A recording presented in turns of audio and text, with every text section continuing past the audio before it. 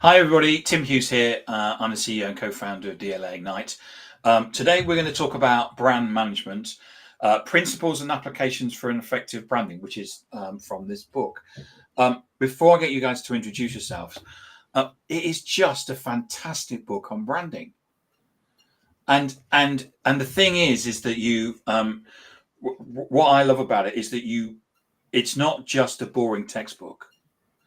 You've got case studies, you've got diagrams, you've got the thing that I thought was I love this bit was exercise questions, and part of the way through it you've got, I sit there, scholarly debate,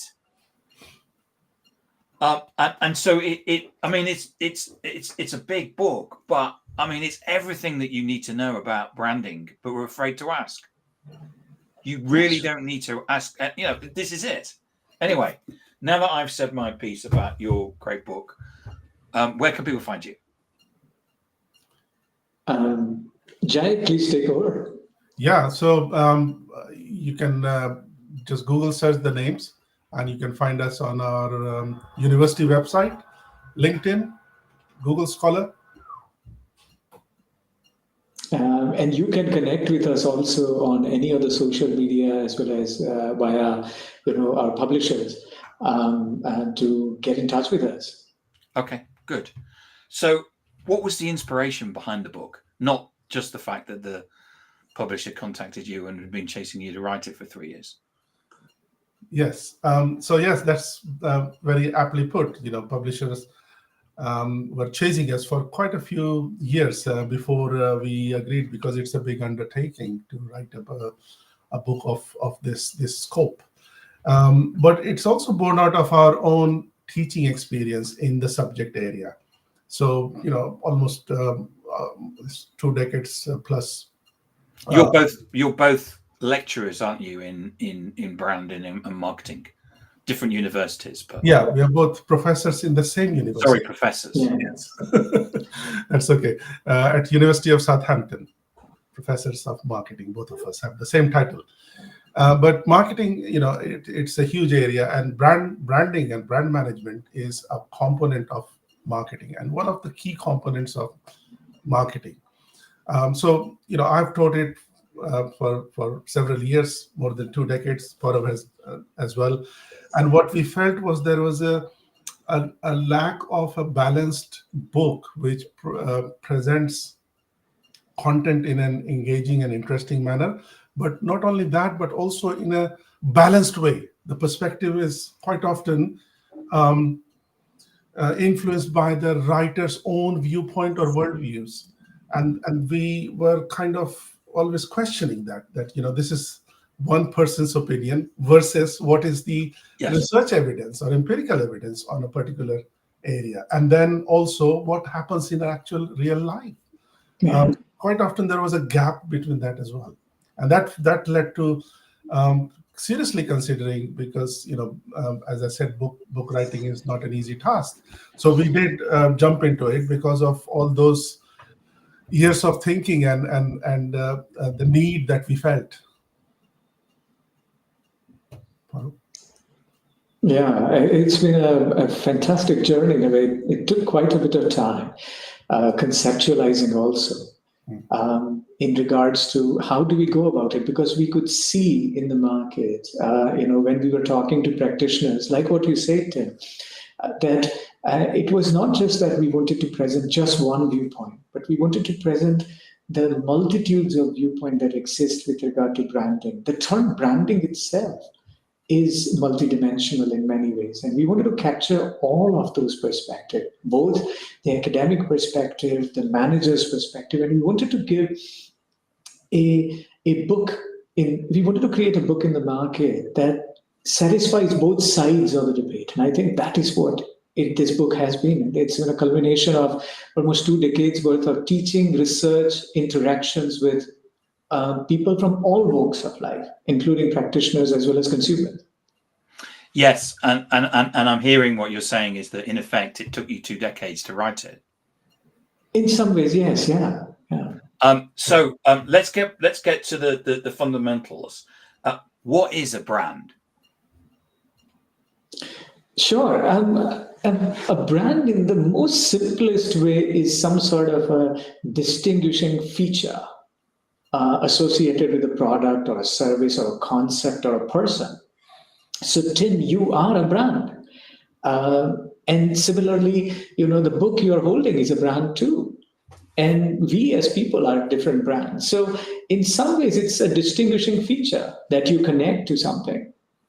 However, it has so many different connotations because if Cristiano Ronaldo is a brand, as well as, if a University of Southampton is a brand, and if another university is also a brand, then how do you distinguishing them? And creating that distinction is really difficult because everyone gets exposed to so many brands today that if you do not create that distinction, you do not really remain a brand. So you could be a name, but becoming a brand requires far more effort than just being a name. And I think that is what our book provides you, kind of a roadmap to create that distinction. And also, I think that's very well said, Paurav. Brand is also something that the businesses are built on and sustained. So without brand, businesses cannot move forward, cannot develop. So it's sort of the core, the soul of a business. And I think that you've mentioned also the oldest brand. Oh yes. What's the oldest brand then? Is it the school in Japan, or is it the hotel in Japan? Yeah. So there is a hotel in Japan that has been running for almost 53 generations now.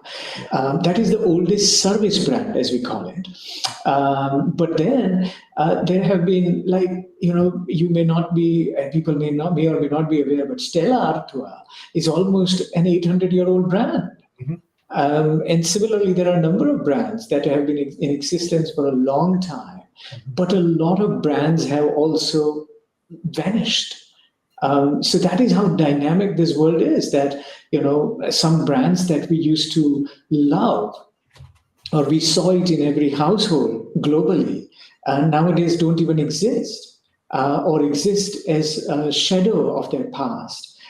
Brands such as Kodak, for example. And I tell my students and executives whom I meet that, in an era where we take most amount of photographs, one of the world's largest photography brand died or diminished in its stature.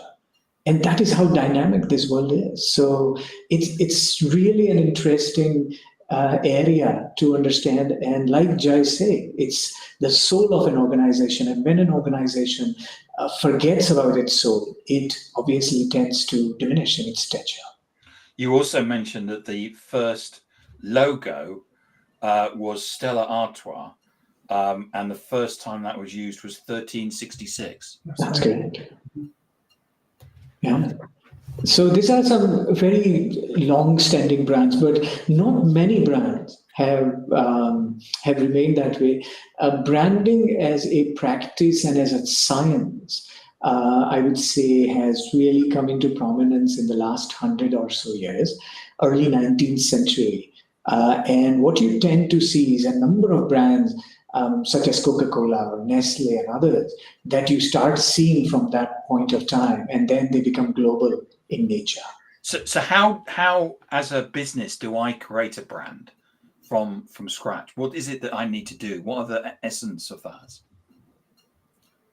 Okay, start with a brand name, a logo, and get the book first and foremost. Of course, buy the book. And then start thinking about what is your brand. How do you see your brand going forward? Look at the competition, what others are doing in the category, and try to be not completely differentiated if possible. Then, if not possible, then at least be distinguished and create some marks that people can remember and put the brand in their consideration set for future purchase. Absolutely so. And in that regard, again, within our book, we give number of different frameworks, Tim, including there is a framework that we have provided called ALARN framework, which means ALARN. And, you have to think from ground up. That is your brand name or logo or slogan or the colors that you use are appealing. Are you really going to be able to protect this? There are legitimacy claims around it. Are you going to be able to make it happen digitally? Yeah. A lot of organizations, they create names and then realize that they are unable to buy the domain name. Yes. And then, you have suddenly a problem that you have a brand, but you do not have the domain name associated with it. And you have to start creating divergent identities. And you start losing yourself in the noise and the clutter that today's marketplace is. And so our frameworks actually help you create that roadmap of recognizability, meaningfulness, and that you can take forward in building a brand. Well, one of the things that you talk about in the book, in chapter 7, which is about brand communication, and you talk about the brand's function as a communication tool. Talk us through how you see a brand communicating. Well, there are many different ways. I mean, as Paurav was saying, I see it as tactical as well as strategic. So, on a tactical level, what platforms the brand is using for communication, what platform. So, for some brands, TikTok is the right platform. Others, it's not appropriate. Yep. So, the choice of the platform, the choice of the media, radio, television, or different kind of media that's available now digitally. But strategically, what is the consistent message that the brand is giving out to its current buyers and potential buyers?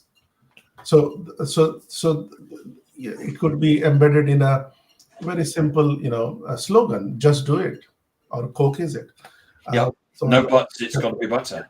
So probably the best beer in the world, best lager in the world. So it kind of captures the essence of the brand, what is being communicated as a jingle or a slogan. So many different ways. There are, sonic branding, there is, logo branding, there is social media branding. There are a number of ways to communicate to the wider world.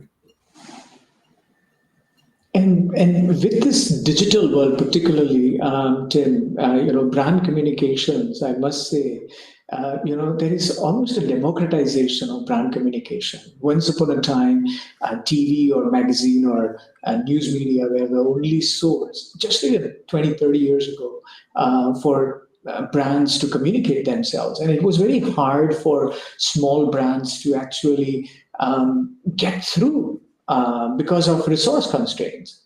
But today's social media and other technologies, digital technologies, offer brands such a fantastic avenue.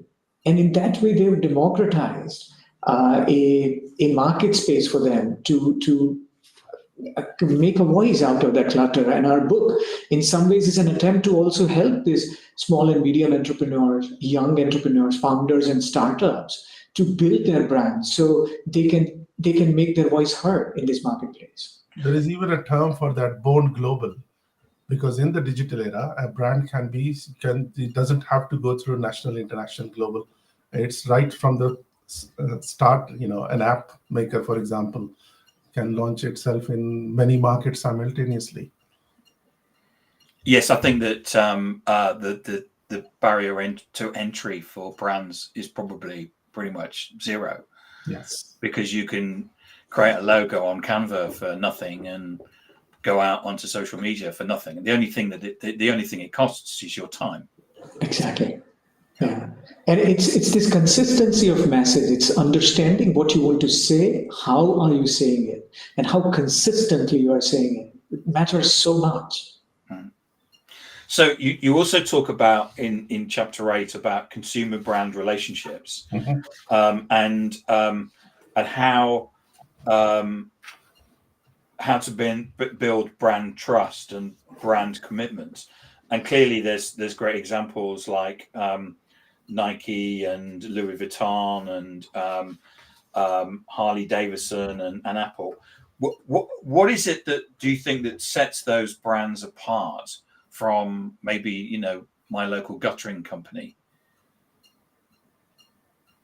Jay, do you want to, or I can start with. Let me try and put it this way. So, first of all, these consumer brand relationships do not happen overnight. Yeah. And that means that both sides have to work at it, which means a brand has to create a promise that I will deliver something to you as a consumer, and then has to fulfill that over a period of time consistently. Yeah. And in doing so, there would be a trust built up. That trust built up because consumer is also investing into, not just by paying, but by using the brand, by choosing the brand. In all of that, consumer is actually putting effort. And so both sides are putting effort, and it's a kind of a bi-directional relationship. And then only relationships happen. But if you just assume that because I have put a brand here, so 100 years ago, that was the kind of message many brands had, that, Ford Model T, one of the most successful cars, in that competitive market, it said that it's available in any color till it's black. Available in only one color. And if you want to buy it, you buy it. But that would not be as much visible in today's market space. And so brands will have to build that relationship. Brand will have to demonstrate trust. Jay and I have published papers around brand commitment. And we show through this book also that this commitment is not one-dimensional. This commitment is also affective, which is feelings-based, continuance, which is economics, functional, transaction-based, and it is normative. It is societal norms-based. And if a brand understands this depth, then only they can actually build commitment. And these brands like Nike and Harley Davidson and others have actually achieved that by sometimes intuitively and sometimes actually going through it scientifically. Yeah, in simple terms, brand is a promise at many different levels, consisting of many different dimensions. And that promise is strengthened by brand communication over a period of time. And that's what makes these brands endure. Well, one of the things that you also go into, you talk about the brand, and then you talk about brand extension, brand alliance, and co-branding. I always heard the term brand stretch, but you actually use something. So that I thought it was funny that there was a picture that you've got of Colgate doing lasagna, which I thought was pretty disgusting. What? Tell us about brand extension. Well, brand extension is the easiest way for a brand in a particular product category to expand its business. So, you're dealing with Colgate toothpaste, and then suddenly you think, okay, now I have achieved success in the toothpaste market. Let's do something else. So what could be Colgate mouthwash? So we are use the term fit with the brand. So the brand has an image. So the image is about something to do with the teeth or mouth. So there is a fit of the image if it is extending into mouthwash or mouth-related products. Whereas if it gets into food, there is a very low fit or a misfit, if you like. So the congruence or the fit is very important in terms of category. So extensions are successful because they leverage from the equity or the strength that the parent brand has already acquired over a period of time. So Kellogg's can keep on extending the brand in many different forms of breakfast cereals, bars, drinks, yogurt, a number of things, because Kellogg's is a strong parent brand. So it gets what we call attitude transfer to the extension, and they become established fairly quickly in the market. That's an extension of a brand. Then we have line extension, Yes. where we have different packaging and flavors, and so these are the terms used in branding: category extension, line extension, and brand extension. Paurav, would you got anything to add to that? Or? So again, a brand extension in some ways is so easy, and many brands fall for it because it's so easy. They assume that we already have an equity. So, like Colgate going into creating lasagna, but the same way, if Kellogg's tried to do toothpaste, thinking that if people have eaten cereals, they are going to brush their teeth before or after. So why not create a Kellogg's toothpaste? But you can imagine what will happen. So a lot of brands get into this mindset that we are so powerful that we can do anything under the sun. And there are so many examples of failures. There are far more examples of failures of brands, including luxury brands at top end to smaller brands to even large brands that have gone into something and failed on that extension. We've had a comment from Aparna, who says, "Hi, I'm a brand and trademark lawyer. I just wanted to add that your local business," I think that was when I was talking about my local guttering company, "is probably making the mistake of thinking they're dealing in the product and service they are providing rather than utilizing what they are selling as a concept, like clean gutters, which is like brands like Barbie, Apple, and HD do. They don't sell you just the product. They have gone beyond that." Thank you for that, Aparna. Yeah. And Aparna, I would actually add into that today it is more about the experience. And for example, I say that, fashion companies are not selling just makeup or cosmetic companies are not just selling makeup. What they are selling actually is a hope. They are selling beauty. And I think when companies understand that, then they can actually create better brands. Thank you so much for coming on today, Paurav and Jay, to talk about your book, Brand Management. The 20 minutes goes very, very quickly. It's an excellent book. I really enjoyed it. It is, if you want to know anything about branding, it's the book to read. I guess if I wanted to buy one, I can get one on Amazon. Yes. Or the Kogan Page website. And remind people where they can get hold of you. So they can get in touch with us by just typing our name, either Paurav Shukla or Javan Singh. And you can go there by visiting our website, like my personal website, pauravshukla.com, or on our university website, as well as on social media, but just searching for us. And there are a number of ways to get in touch with us. Please do. Our email is also on the website. We just had one final comment here from Dina, who says, "Thank you for this insightful talk. Can't wait to read the book." Thank you. So thank you, both of you, for coming on. Excellent book. And thank you for, I'm really honored to basically get the two of you on the podcast to actually talk about it as well. Thank you.